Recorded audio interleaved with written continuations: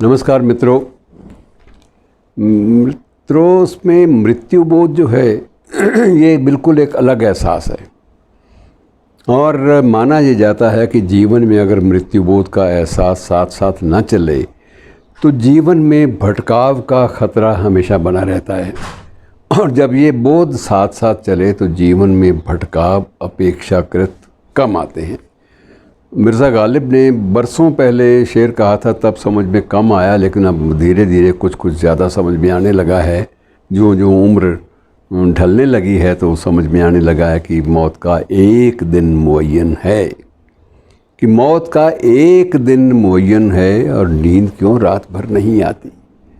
तब ये मिसरा समझ में नहीं आया था, लेकिन अब ज्यों ज्यों वक्त बीतता है और त्यों त्यों ये चीज़ें समझ में आने लगती हैं। इनका रहस्य, इनके पीछे कोई बात तो थी, ऐसे तो नहीं। मिर्ज़ा गालिब कभी भी बेतुकी और बिना दलील के जज्बाती बात भी नहीं कहते थे, ये उनकी खूबसूरती थी। दूसरे ही पल एक उर्दू शायर ने गीता पर एक बार तशरीह देते देते एक शेर पढ़ा, न जाने कहाँ पढ़ा था, मुझे नहीं याद आ रहा, लेकिन शेर अच्छा है, शेर याद रह गया। और वो शेर बिल्कुल ये था कि मौत से आप नाहक परेशान हैं, कि मौत से आप नाहक परेशान हैं, आप ज़िंदा कहाँ हैं जो मर जाएंगे। तो ये एक अपने आप में पूरा का पूरा दर्शन है कि आप जब पैदा हुए थे तो तब मृत्यु तभी से आपके साथ बंध गई थी। नश्वरता जिस दिन आपने इस धरती पर पहली सांस ली, उस दिन नश्वरता आपके साथ ही बन गई थी, बिल्कुल एक टैग की तरह से। जैसे प्राइस टैग होता है बहुत बहुमूल्य चीज़ों पर, तो ये एक टैग है, प्राइस टैग है जो आपको भुगतना है। और ये सारे के सारे जितने भी आप काम कर लें, बड़े बड़े आप बहुत महत्वाकांक्षी हो जाएं, आप बड़े बड़े भव्य निर्माण कर लें, आप सपने पाल लें कि आपने एक भव्य घर में रहना है, उस घर में वृक्ष भी हों, पेड़ भी हों, झूले भी लगे हों और परिंदे भी चहचहा रहे हों, आप सारी कल्पनाएं आप लेते रहिए। लेकिन ये निश्चित है कि इनमें से कोई भी कल्पना सिर्फ तब तक सार्थक है जब तक आपकी अंतिम सांस नहीं आती। और कुछ लोग, चिंतक लोग, ये भी मानते हैं कि जीवन और मृत्यु परस्पर विरोधी बिल्कुल नहीं है। वस्तुतः जीवन और मृत्यु एक दूसरे के पूरक है। और पूरक जब चीज़ बनती है तो इसका मतलब यह है कि एक तीसरा सत्य उद्घाटित होता है, जिसके ये दोनों ही एक पक्ष हैं। और कुछ लोग तो ये भी कहते हैं कि सिक्के के दो पहलू हैं, एक तरफ जीवन लिखा है, एक तरफ मृत्यु लिखा है।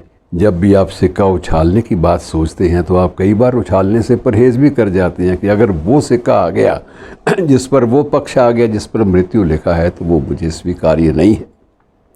इसलिए आप, क्योंकि आप जीवन का उजला पक्ष देखना चाहते हैं, लेकिन दूसरा जो पहलू है जो मृत्यु दर्शन का, वो ये कहता है कि नहीं, ये गलत है।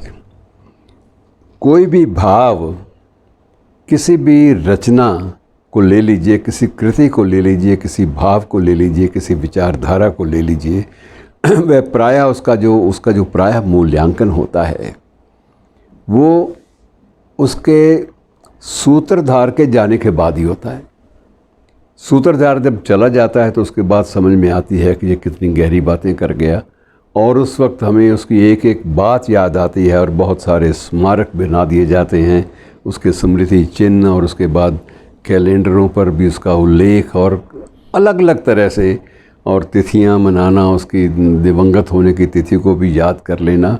तो बहुत कुछ इस बात के साथ जुड़ा हुआ है कि हमारी जो जीवन की जो प्रक्रिया है वो कब अंतिम रूप में सामने आती है।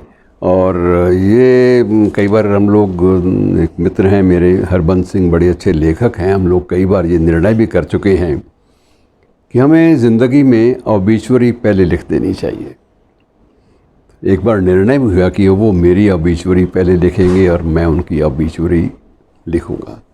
लेकिन ऑबिचुअरी का मतलब आप समझते हैं कि जो शोक का एक प्रस्ताव है उसकी भाषा, लेकिन वो सबसे मुश्किल काम है, क्योंकि ऑबिचुअरी में या शोक की जो भाषा होती है, शोक संदेश, उसमें आप बहुत ज़्यादा झूठ नहीं बोल सकते।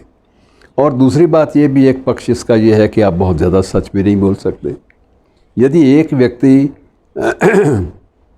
जैसे वो धूमिल की एक कविता है, किसी व्यक्ति के बारे में वो उल्लेख करता है तो वो कहता है कि एक व्यक्ति की नज़र में वो हीरा है और दूसरे की नज़र में कमीना है। अब ये जो अंतर है एक हीरे का और कमीने के बीच का, ये अंतर जो है ये तथ्यात्मक होता है, ये सत्य पर आधारित होता है, लेकिन वास्तविकता ये है कि हम सत्य को ना तो स्वीकार करते हैं और ना ही अस्वीकार करते हैं। अस्वीकार करना समझा जाता है कि जब सच को नहीं मानेंगे तो फिर तो आप गए। जो दुनिया है वो सत्य के ऊपर खड़ी है, कभी तो कहते हैं गाय की सींगों पर खड़ी है, कभी हम कहते हैं दुनिया जो है वो सिर्फ सत्य पर और सात्विक मूल्यों पर खड़ी है। यदि सत्य और सात्विक मूल्य नहीं होंगे तो दुनिया का आपकी नष्ट हो गई होती है। एक अलग अलग दर्शन हैं और अलग अलग दर्शनों में कई बार वो इसमें गीता के श्लोक भी वासांसी जो जीर्णानी, ये सारे के सारे श्लोक बोले भी जाते हैं। लेकिन ये सारे दर्शन समझने के बाद भी हम वहीं के वहीं लौट आते हैं, क्योंकि हम गरुड़ पुराण की पूरी कथा सुनने के बाद भी हम भयाक्रांत होकर नहीं जीना चाहते। हम नरक के उन कुंडों को याद करके नहीं जीना चाहते। हम चाहते हैं कि बिल्कुल वही मौज मेला रहे ज़िंदगी में, वही सुख जो है हमारे हाथ से कभी छिने नहीं। तो ये सारी की सारी चीज़ें मित्रों कहीं ना कहीं जीवन दर्शन को तो बयान करती हैं, लेकिन जीवन दर्शन के साथ मृत्यु अपने आप में एक व्यापक दर्शन है। और जिस दिन जीते जी हम इसके मृत्यु दर्शन के रहस्यों को पढ़ पाएँ, समझ पाएँ, उस दिन हमें बहुत कुछ एक सार्थक ज़िंदगी जीने का एक सलीका मिल जाता है। लेकिन अब दिक्कत यही है कि ये सलीका सीखने को हम अपने आप को मानसिक रूप से, शारीरिक रूप से और चिंतन के धरातल पर, सृजन के धरातल पर, किसी भी धरातल पर हम लोग तैयार नहीं हो पाते।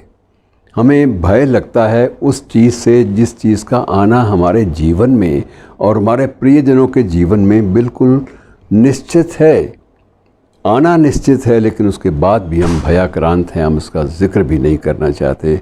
हम कभी किसी की मृत्यु की कामना नहीं करते। ये बात अलग है कि ओशो जैसे लोग, उन्होंने जो चिंतक लोग थे, उन्होंने कह दिया कि ये तो एक उत्सव है। अब उत्सव उन्होंने मृत्यु को किस तरह से कह दिया, क्या इसको स्वरूप देना, उत्सव की परिभाषा उनके मन में क्या थी, ये बड़ा मुश्किल है इस सवाल का जवाब ढूंढना। और कई तो ये आदम जैसे लोग वो भी अलग दुनिया में रहते थे कि मैं मय कदे की राह से होकर गुज़र गया, कि मैं मय कदे की राह से होकर गुज़र गया, वरना सफ़र हयात का काफ़ी तवील था, बहुत मुश्किल था, जीना बहुत मुश्किल था। और इसी अंदाज में, इसी बिल्कुल अंदाज में, मिलते जुलते अंदाज में आदम का ही एक और भी है कि नींद भी मौत बन गई है अदम, कि नींद भी मौत बन गई है अदम, बेवफा रात भर नहीं आती।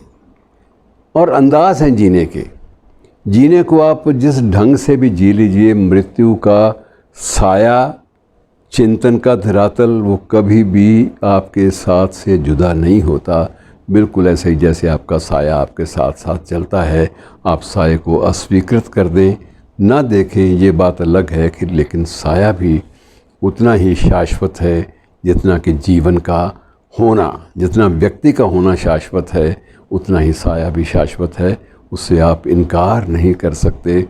और कई बार अच्छे ऐसे इसी संदर्भ के शेर याद आ जाते हैं तो उस वक्त फिर जब कौनते हैं तो लगता है कि इनमें बड़ा जीवन का यथार्थ छुपा हुआ है। तो वो एक शेर उर्दू शायर का था कि फुर्सत का वक्त ढूंढ के मिलना कभी अजल। मृत्यु से वो संबोधित है, कहता है फुर्सत का वक्त ढूंढ के मिलना कभी अजल, तुमको भी काम है अभी मुझको भी काम है। तुमने भी तो बहुत बंदों को समेटना है और मुझे बड़े काम करने हैं, इसलिए मुझे काम कर लेने दो। और मित्रों, ये जो वैचारिकता है, इसको समझने के लिए हमें स्वामी विवेकानंद का सहारा भी लेना पड़ेगा। विवेकानंद के अंतिम लम्हों में जब उनके शिष्य चारों तरफ उनके खड़े हुए थे तो वो कह रहे थे, गुरुदेव अभी तो आपने बहुत कुछ करना है, अभी आपकी उम्र जाने की नहीं है, और ये संकल्प अगर आप लेंगे तो आप बड़ी लंबी उम्र तक जिएंगे और संसार को बहुत कुछ दे जाएंगे। और उनका एक ही उत्तर था कि मेरे मस्तिष्क में वैचारिकता का धरातल इतना ज़्यादा विकसित हो चुका है मेरे प्रिय शिष्यों, कि अब इस शरीर में इतनी वैचारिकता का संभाल जाना, संभल पाना संभव नहीं है। इसलिए मुझे मुक्त करो ताकि मैं नया जन्म लेकर नए सिरे से और आगे बढ़ सकूं। तो अलग अलग दर्शन हैं जीवन के और मृत्यु के मित्रों। इसमें कभी भी जब भी आप सोचेंगे अच्छे मन से तो आपको बड़ा आनंद आएगा और नए नए आपको सोपान मिलेंगे। लेकिन फिर भी कामना ये है कि आप लंबी उम्र जिएं, और आपकी उम्र दराजे की कामना सभी लोग करते हैं, कोई जल्दी जाने की कामना नहीं करता। शुक्रिया।